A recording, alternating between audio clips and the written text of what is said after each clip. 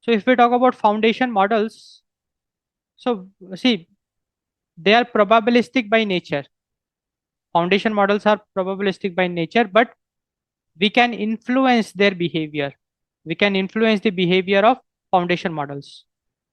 So there are two kinds of behavior: deterministic behavior and stochastic behavior. If I talk about deterministic behavior, so what are the characteristics of deterministic behavior? So deterministic behavior means low randomness because it is deterministic in nature. We can determine its behavior. We can determine that, okay, for a particular input, what would be the output? We can determine. So deterministic behavior, the characteristic of it is low randomness, more repeatable outputs, and predictable tool selection. So deterministic behavior is very much predictable. We can predict the outcomes. We will get more repeatable outputs and low randomness. Now, deterministic behavior, it is useful for business workflows because business workflows, they are deterministic in nature. So the idea is that we are trying to automate a business workflow. So we know that what are the steps that needs to be followed, and for an input, what should be the output. So it is deterministic in nature. Business workflows, structured automation, it is very much deterministic in nature. And production systems. So deterministic behavior is characterized by low randomness, more repeatable outputs, predictable tool selection, and deterministic behavior is useful for business workflows, structured automation, production systems. Now the risk involved is with deterministic behavior is reduced flexibility. Now deterministic behavior, it cannot handle uncertain scenarios.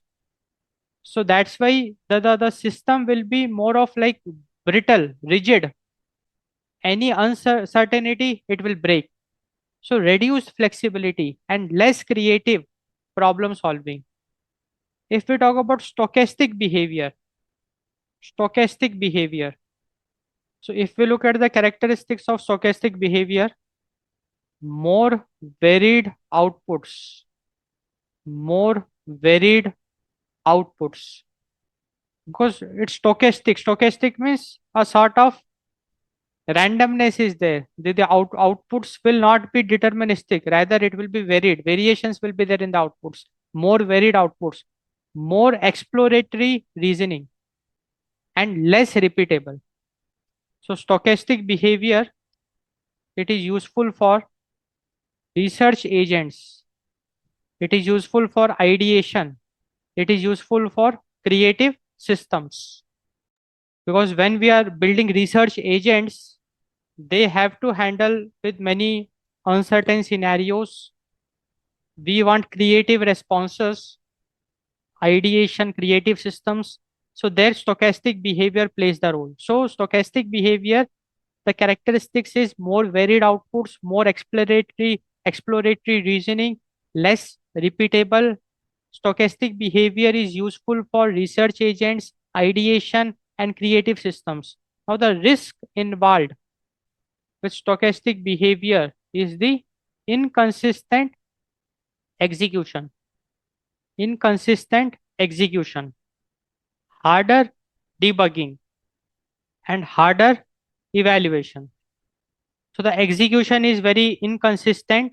Why inconsistent execution? Because it is stochastic in nature. For the same input, you might get a different output. So inconsistent execution, and debugging will be very hard because it will be very difficult for us to exactly identify the root cause of the problem, and harder evaluation. So if we talk about agent systems in production, they typically favor controlled semi-deterministic behavior. So agent systems in production, they favor semi-deterministic behavior, not fully deterministic and not fully stochastic, but semi-deterministic behavior, and that to controlled behavior, controlled semi-deterministic behavior. So whatever the randomness is there, that is controlled randomness.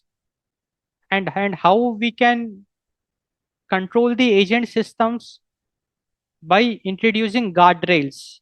So guardrails, by using guardrails, we can control the responses. So controlled semi-deterministic behavior we can achieve.